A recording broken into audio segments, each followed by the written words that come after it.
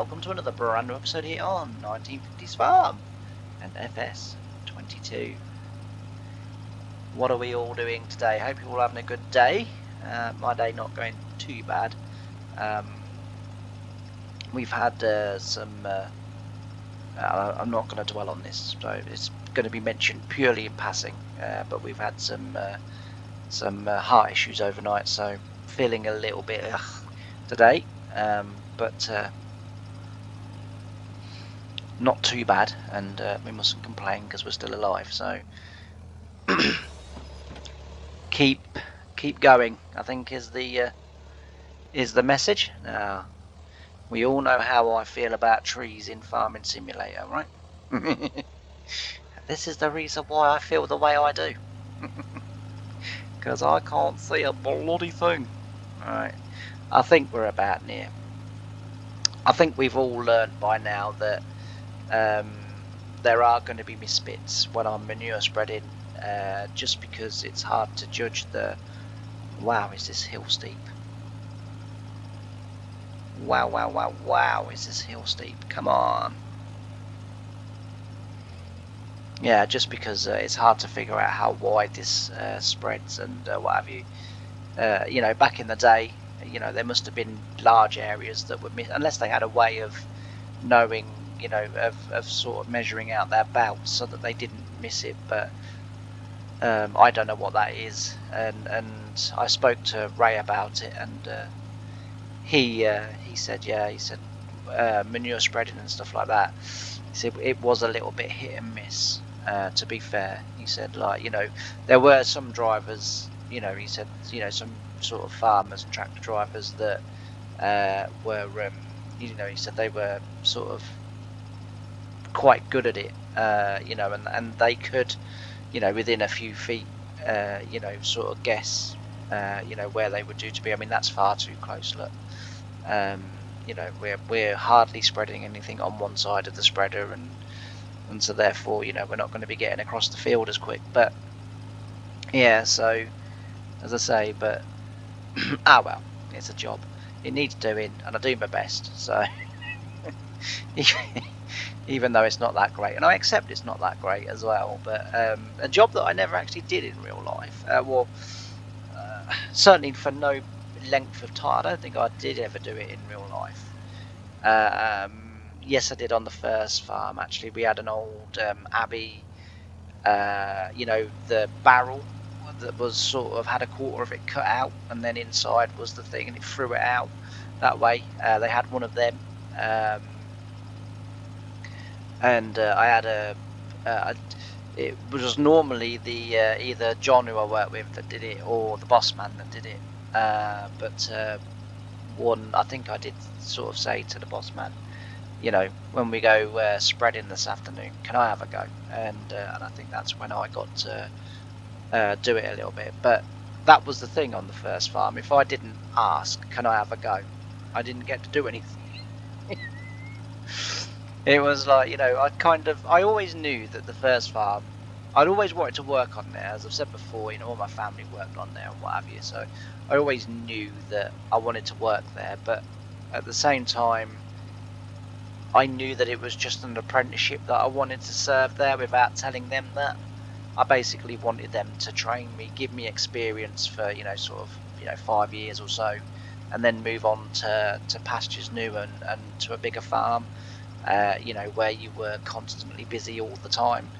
And it didn't quite work out like that at the first farm because, as I've said before, the boss, you know, and I get on very well with him now, you know, but back then when I was sort of working for them, it was, you know, he would get me to do jobs that I really had no clue with, and then sort of farming jobs that I, you know, sort of knew pretty much what I was doing. You know, he just wouldn't let me do, you know. And as I say, I went there as what I understood as a general farm worker, a GFW, and you know, which well, I guess meant that you could do everything around the farm. But, and you know, I made it quite clear to them, you know, I wasn't very sort of practical minded. I wasn't going to be able to build walls, hang doors, or anything like that, you know, and they were perfectly okay with it. And they said the most important thing we need to know is A, can you drive a tractor? And I said yes. And they said B, can you operate a lawnmower? I was like yes. And they said, like, you know, the rest is fine. So, you know, I went there with that, but no, it was, you know, hanging doors, you know, uh, building up half knocked down walls and all stuff like that. And I just, you know, I couldn't really do it. But, you know, and then sort of the side that I wanted to learn, i.e. driving tractors, you know, doing the land work sort of thing, you know, apart from ploughing, which I did do most of the ploughing on the farm. Ray used to come in as well, and help, but you know, Ray won't mind me saying, you know, he had a Case Maxim, I had a John Deere 6620, and I was ploughing one day, and a lad that I'd gone to school with was working on a neighbouring farm.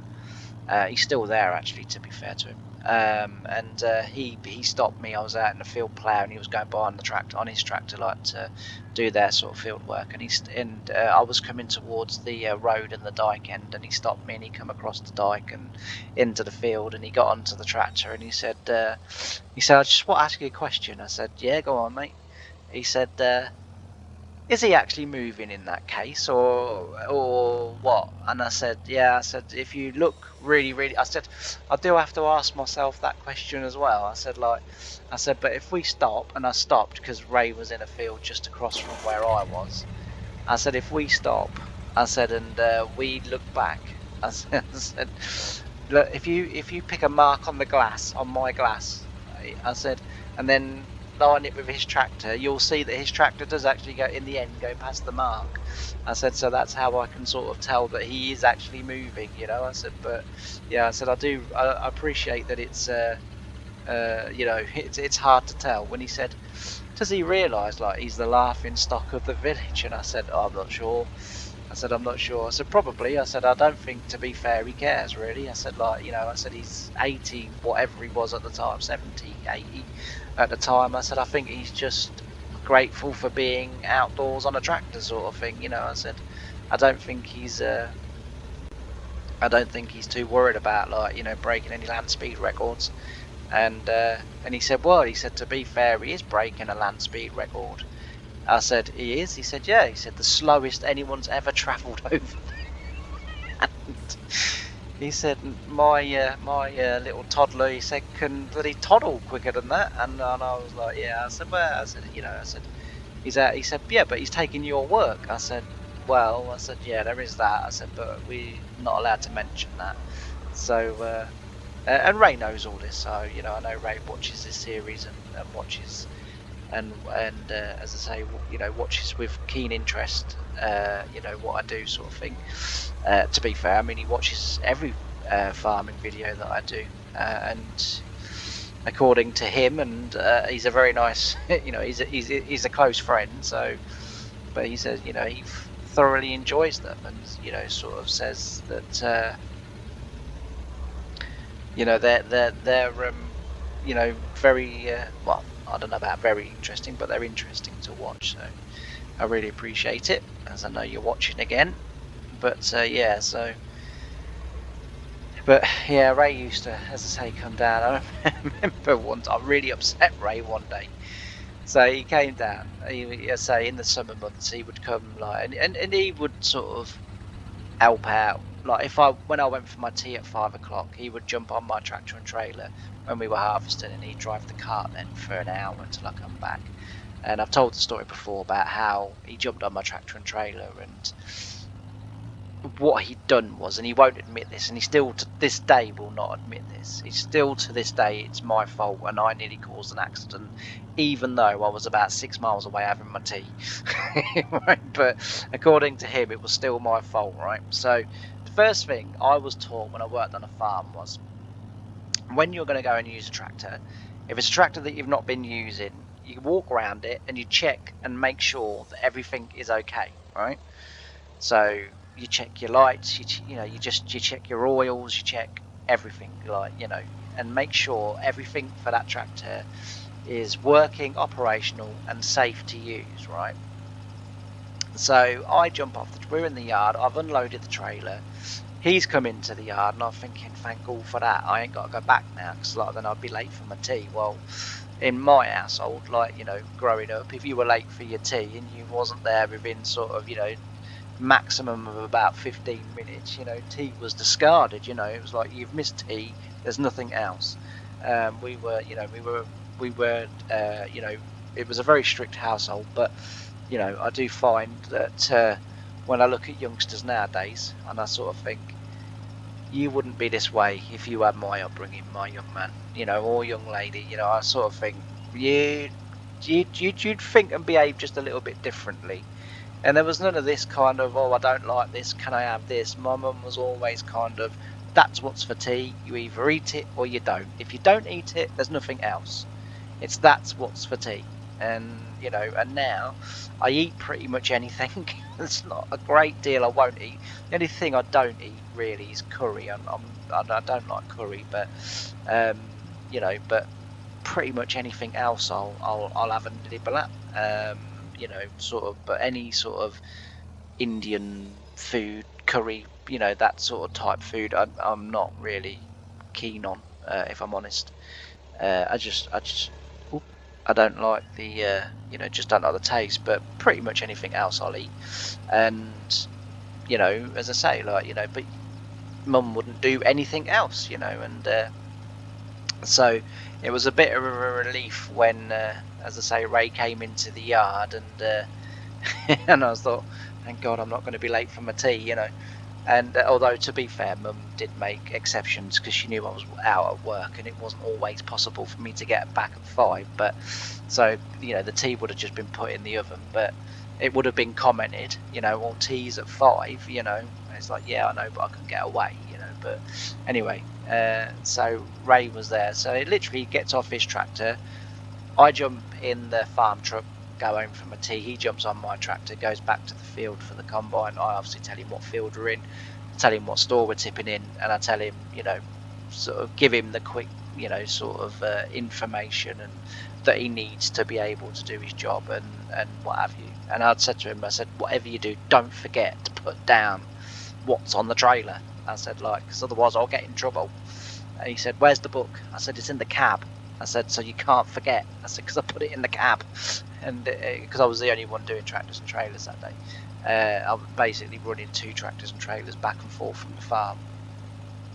Although I was fine in the particular field that we were in, it was I was able to get round before it wasn't yielding very well. I remember that day. But anyway, we were about to go into like the other field that was next door. So there's a block of fields there, but we were about to get the first field. We knew wasn't going to be very good, because it spent most of the year underwater.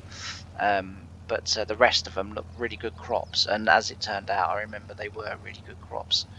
But yeah, so anyway, goes off for my tea, comes back, gets rollock from Ray, gets a rollicking from Anthony, which was my boss, and they're sort of like, saying what they're saying and really having a go at me. Oh, you could have caused a really serious accident. Do you realise how much money you would have cost the farm? And I was like, because I was arguing my corner, and which I don't normally do. I don't normally sort of stick. I just go, yeah, all right, sorry, I messed up. All's well that ends well. Let's just get on with our lives, sort of thing. But I was really cross that they were pinning it on me, when what had happened was, so in the morning, that morning, because we were tipping in the elevators, I plugged the trailer in, but so inside the cab there's like your spool levers, and I shut one of them off so that you couldn't move it, because that one was what was going to be operating the tail door, the door on the trailer, so I lift the whole door up, and I shut it off so that the door couldn't be lifted up. But before I shut it off, I'd had it open slightly so that I could put Hessian sacks underneath it and sort of line it so that none of the grain sort of trickled through when we were tipping the trailer up, because we were emptying out the grain chute onto elevators. and I'd put the Hessian bags in, so that, as I say, none of the grain trickled out underneath the door, because when the trailer got tipped up, the door did slightly sort of come away. The hydraulics were a little bit they weren't as solid as they could have been, and the amount of times I'd offered to fix them, and it was like, nah, it's all right, and I was like, well, it's an easy fix, it's just a seal's gone on it, and it, is leaking, it's letting the pressure off, and the door's only very slight. I mean, you couldn't get your hand or anything under there, but it was just wide enough for grain to fall through. And but anyway, I was told to leave it, and I thought, one of these days, get a wet day during harvest, I'm going to bloody do that. I'm going to go to the to John Deere, because it was just down the road.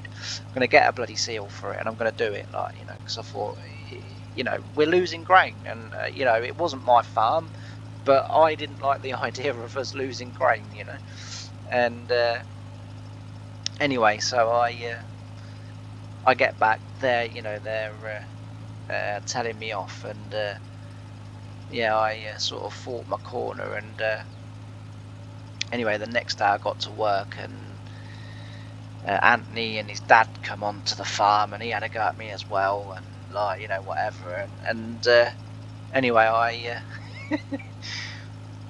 just yeah, whatever, and that was a tricky time. But yeah, Ray used to. Oh yeah, so that was what I was going to tell you. So I upset Ray. So at the end of that year, some other things during harvest had happened, but that had sort of caused many rifts and rows between me, the boss, and his dad, and John, who I work with, and Ray as well, because I felt like I'd been there probably 3 or 4 years, but I kind of felt like anything that ever went wrong, or anything that ever wasn't, it was always put to me, like, oh, Jamie must have done it, James must have moved it, James must, do you know what I mean, like, and so I, was getting a little bit tired of it. And then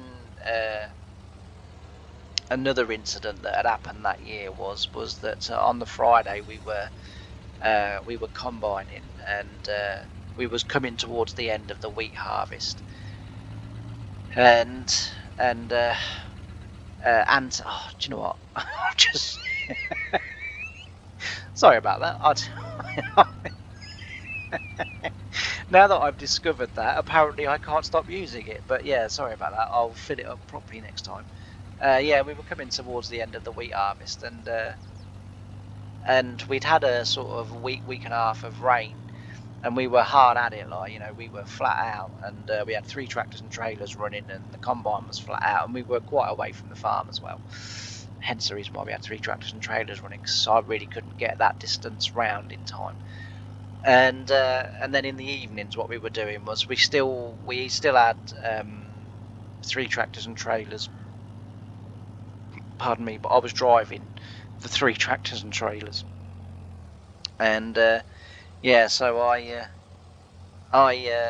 get sort of on the, I think it was about Friday afternoon, about 4 or 5 o'clock maybe. I might have even been going over my tea, and the boss man stopped me, and he said, "Oh," he said, "James," he said, all the rain we've had," he said, "you lot have been working till sort of 2, 3 in the morning this week to catch us up." I said, "Yeah." He said, "Everyone's having Saturday off."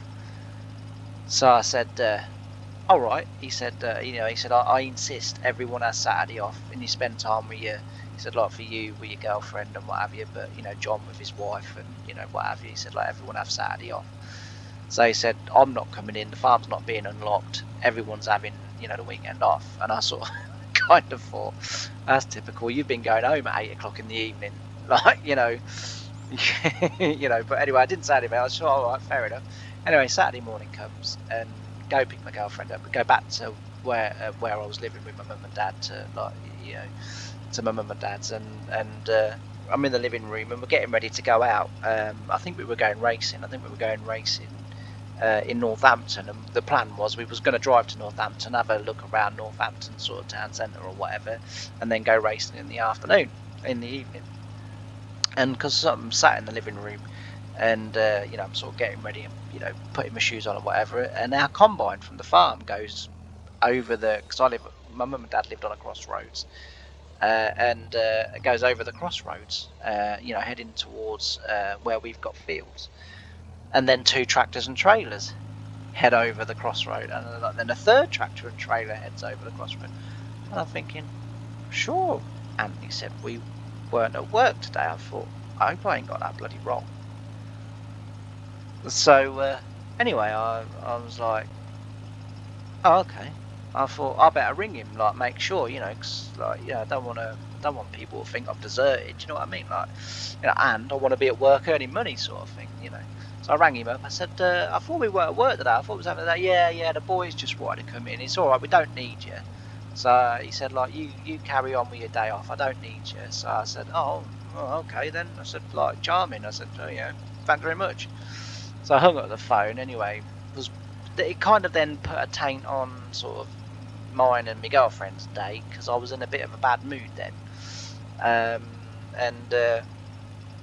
anyway, we sort of had the day off. Well, the Sunday came, and they went by, and I didn't even bother ringing this time. I just thought, sod 'em, I'll have the day. So I sort of picked my girlfriend up. I said, look, I'll take you out for the day. I said, I'll be in a better mood today. And I said, we'll go wherever you want. Anyway, she wanted to go to the seaside, so we went to the seaside for the day, and we had a nice day, actually. We had a lovely day. Anyway, it gets to work on Monday, doing the we're on the tractors and trailers. Didn't bring up the weekend, didn't mention it, no one else mentioned it, apart from John said to me, where the bloody hell was you Saturday and Sunday? And I said, well, I was told everyone was having a day off. I said, I rang up on Saturday, I said, and said, like, have I made a mistake? Do you want me to come in? And I was told I wasn't needed. So he goes, oh. He said, oh, well, he said, I don't know then. He said, but you bloody was needed. He said, because I had to go home at bloody 5 o'clock because no one would work like past 5 o'clock. So I said, well, that's not my problem. And he went, you want to sort your attitude out, young man? And I said, look, nah, I don't need to sort my attitude out. I said, it ain't my problem. I said, if I'm told I'm not needed and they don't want me, ain't my problem. I said, your problem, his problem, not my problem. I said, you got a problem with it, you go tell him. I said, not me. So anyway, I you go through the day. 5 o'clock comes, and get off my tractor. Ray gets on the tractor, get in my car, go home. And 6 o'clock comes, a boiler suit's off. I've had a shower, and Mum says, he said, waste time you having a shower. You'll just get dusty and dirty again tonight. I said, I ain't going back to work. I said, I'm going to Emma's. I said, I'm going to go and spend the time with Emma. So she said, well, they're harvesting. I said, yeah, didn't need me on Saturday. I said, they don't need me tonight, do they?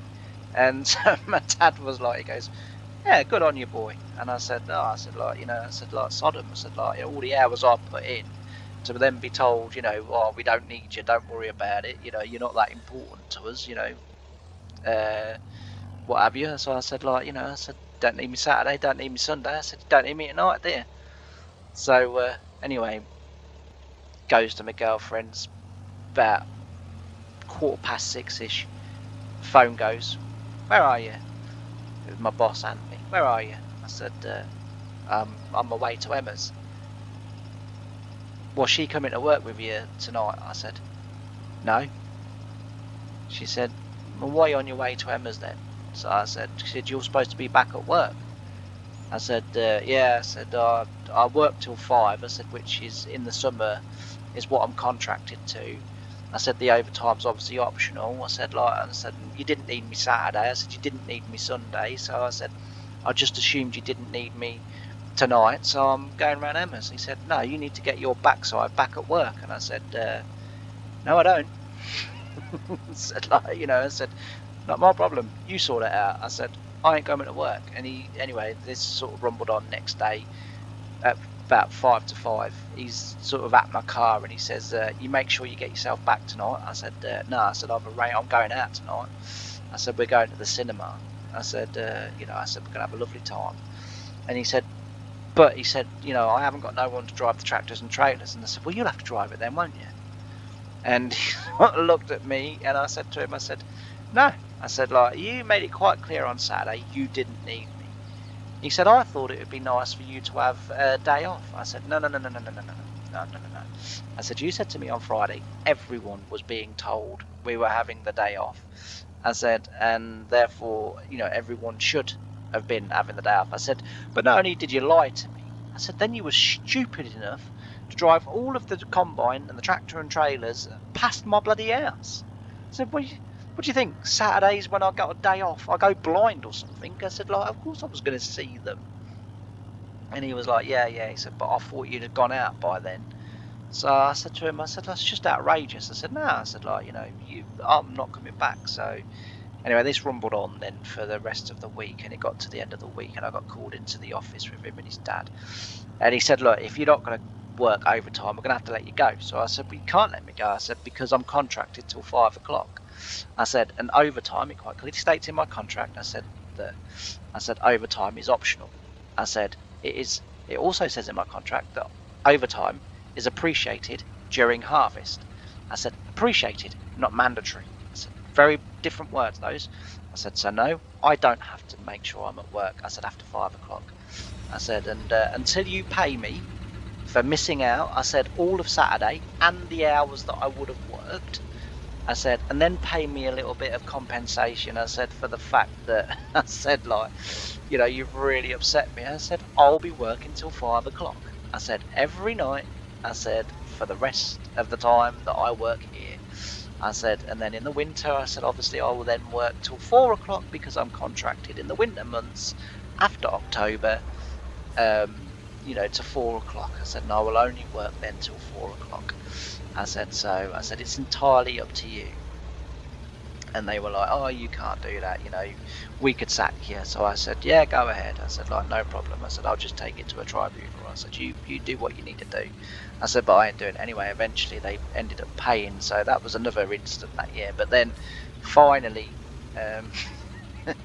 the kind of final straw, the final straw, not the final straw with the farm, but Ray had not been impressed with me because, like, ever since I was sort of like a kid, Ray would have me up on his small holding where he grew bulbs and daffs and stuff, and he'd be teaching me the tractors, and he'd be sort of teaching me, and so I think he kind of felt personally a little bit kind of let down, maybe, I don't know, but I mean, don't get me wrong, that Monday when I got back, and in the morning when I walked into the workshop where we sort of had our daily meeting to find out what we were all doing for the day, he was very smug and very kind, because he got to drive my tractor all day, because I don't like anyone driving my tractor at work, and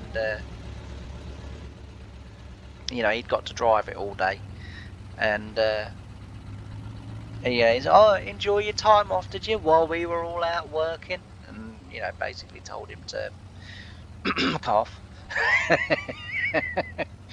And anyway, that autumn, finished drilling, what have you. I was back working overtime again, and finished drilling.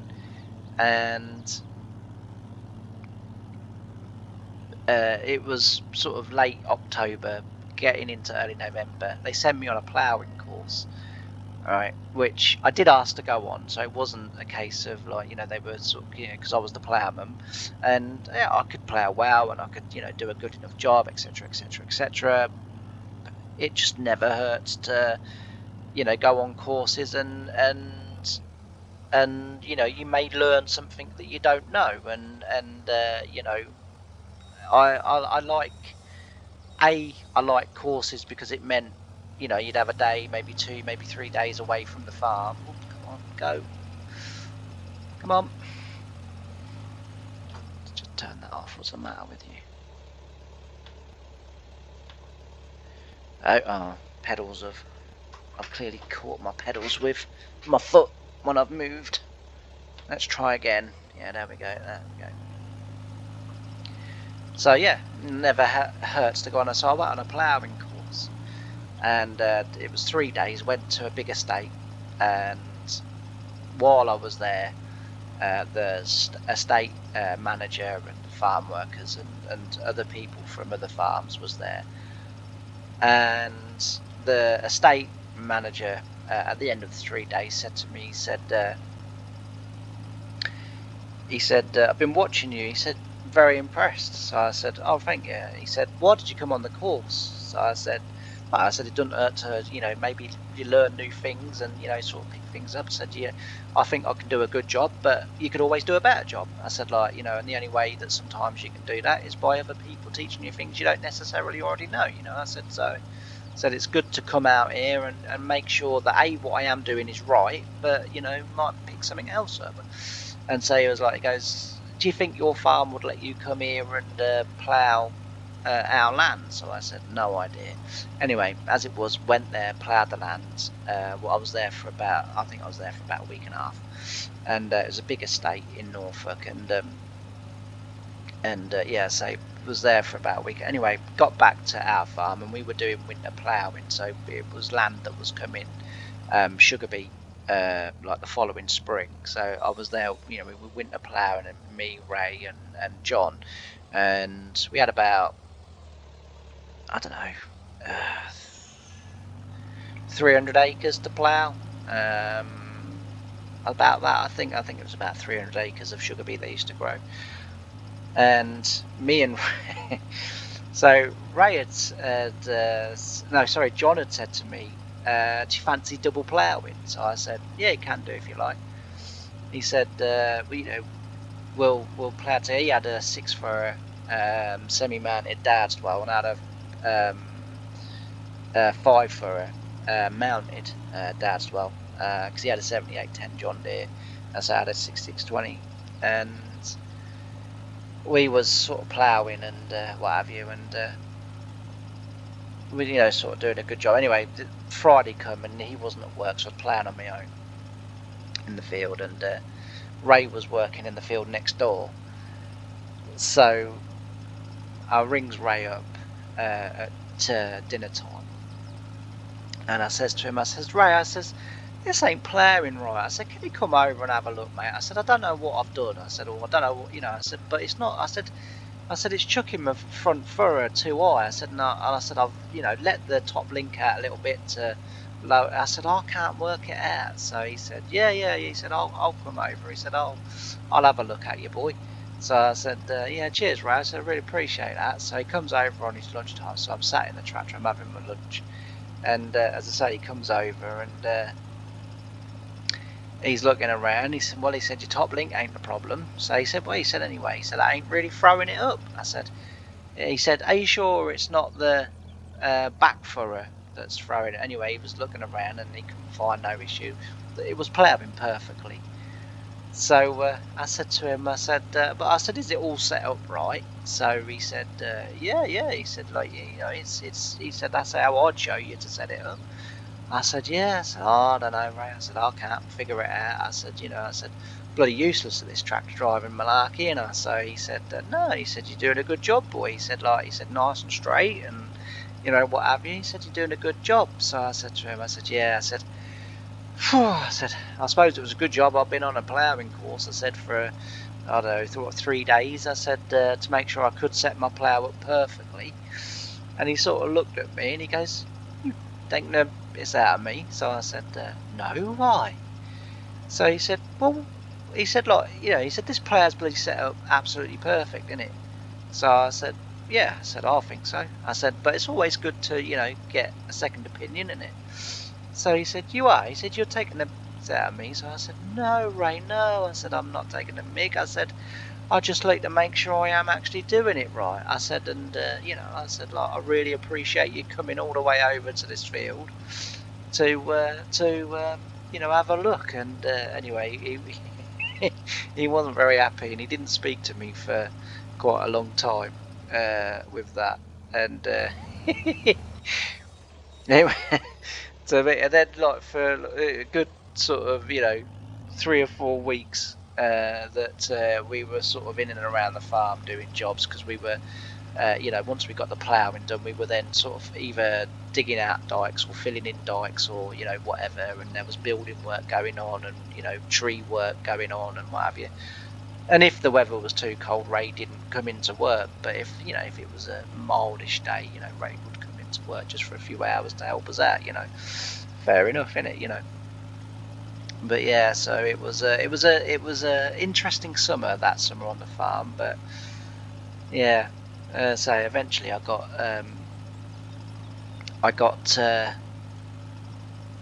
I think it was only about another about 2 years after that that I got picked up then by the big farm that I worked on. And as I say, life was a lot better then. And as I've said before, you know, the first farm that I worked on knew my family, you know, my whole family and extended family had sort of worked there at some point, and they knew my condition, they knew the limitations, they knew everything, you know, that there was to know. But I just felt they were never that supportive of it. They were, you know, if I could, like, I've told the story before about, you know, being told to dig the water pipes up with the pickaxe and the shovel through concrete, you know, and then because by dinner time, I was completely exhausted. I literally, you know, I, I just couldn't carry on no more. I was absolutely exhausted. And, you know, he came down there because it was at the back of his house, and you know, sort of in a very angry voice, "Is this all you've, you know, done?" and like what have you. And yeah, I sort of lost my rag that day, mainly because I was tired. As I say, I was going. He told me to sort of get lost or whatever, and go back to the yard. He said, and you know, waste my time out of my sight. And You know, you get the crap lines. Oh, you know, I regret taking you on. You're, you know, this, that, and everything else. And you know, sort of get back to the yard, and you know, what have you. And sort of John would be there, and I'd sort of tell him. He said, "Load of rubbish." He said, "Like, load of rubbish." He said, "What?" He said, "Farmer in their right mind waste time with pickaxes and shovels." He said, when you could just as easily, you know, hire for a few £100 a little mini excavator, dig it up. You know, he said you could have been done, you know, before dinner. You know, he said, like, but you know, he said, don't worry about it. He said, I'll tell him when he comes down. He said, don't worry, he won't say no to me. So anyway, he did sort of have a bit of a grumble at him, you know, but not too much, because you know, he didn't want to. Like, he wouldn't have got himself in trouble. I've told you many times before that, you know, we would be, you know, busy drilling or whatever. I mean, if we was combining, he never did it while we were combining, but if we were drilling or whatever, you know, you might get one Monday morning, or, you know, one day in a week, and he doesn't turn in, and, you know, you're sort of like, well, until he gets here, we can't get on, you know, or whatever. And yeah, so he just didn't turn up. He just did whatever he wanted to do whenever he wanted to do it, and no one batted a bloody eyelid. But if I'd have done it, Jesus, they'd have been all hell to, you know, to let loose. But yeah, so that was how I upset how I upset Ray. But I do still, because like, obviously I still talk to him and that, and he still lives on the small holding and what have you, and he's got a couple of sort of youngish lads now that he's sort of, again, sort of teaching the same way that, you know, he sort of learnt me and what have you. And I think he gets a lot out of that, and he's a very good teacher. I mean, you know, everything that I sort of knew when I got to the farm was really, you know, sort of thanks to him, you know.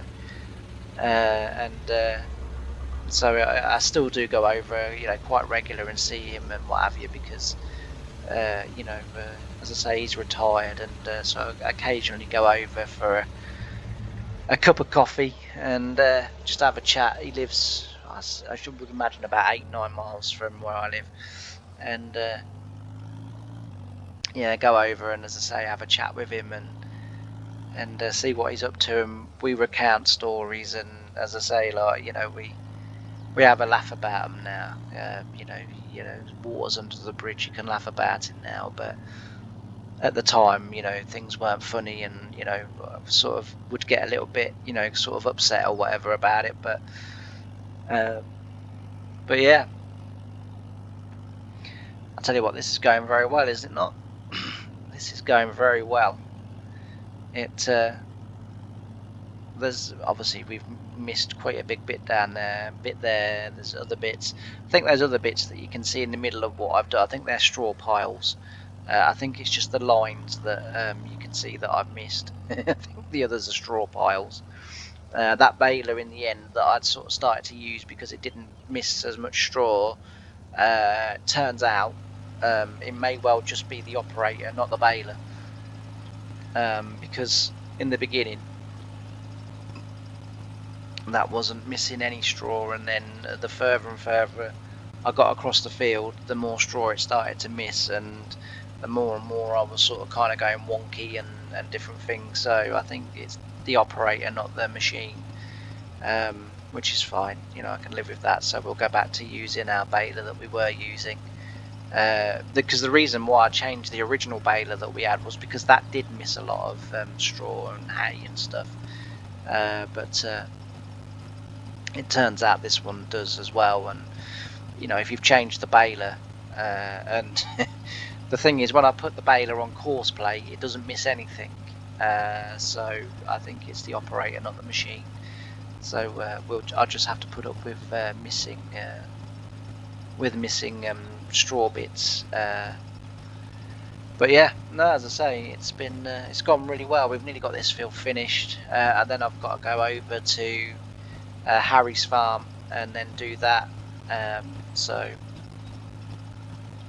it's a pity I don't have any way of being able to calculate what I'm going to use at Harry's farm, because I could load that up in the trailers then and then take it down there and tip it in the field, and then because I'm going to have to trail all the way back every single time, obviously to the dairy farm to get the manure, and it's going to be a lot of sort of back and forth, and I wouldn't really get much done in an episode doing it that way. So hence the reason why I sort of kind of thought, well, we'll do this field because the dairy farm is just sort of top right as we're looking now, and I thought, you know, that will be a lot better to do it this way. So I think we're missing quite a bit here as well, but then we're going to overlap further down there, as you can see. But as I say, back in the day, I you know, I'm full of admiration for them. I know.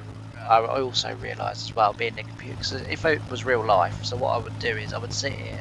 If I didn't have GPS, I would line myself up with one of those trees down there, and then just drive straight down the field.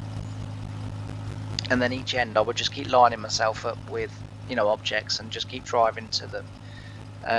The only thing with that is, and I learned that the hard way, is you do need to make sure that you are sitting perfectly centered in the tractor and perfectly upright, because if you're sort of slouched a little bit, then it throws your eyes slightly offline, and then you're sort of driving a funny angle across the field.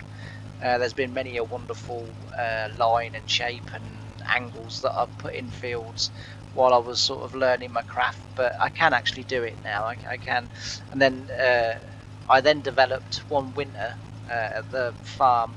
We was loading scrap, and we had this big iron post, a lot of angle, and it had holes drilled in the top, because I think some wired fence had gone through it. And I thought, you know, I thought that would be absolutely ideal. That would. I thought if I could cut that off and then angle that at the bottom so that it'd actually dig into the ground, I thought I could actually use that. So anyway, I set to work one day, and the boss man came in. He said, "What are you doing?"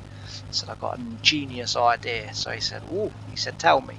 So I said, "Well, I'll go cut this down." I said, "I'm going to angle it off." I said, "So I can push it into the ground." He said, "Yeah." I said, "I'm going to put a big reflective like number plate." I said, but we had like one that was reflective, so you know, obviously meant you could see it in the dark, you know, from a long way away, but in the daylight, obviously, because it stood out against all the green and the blues, because it was red and bright orange. It was bright red and bright orange. I said, and then what I'm going to do is I'm going to put a couple of like flat cycle bike lights. I said, on it as well. I said, with some orange lights as well. I said, all battery operated. I said, and then I can put it in the ground, drive to the other end of the field.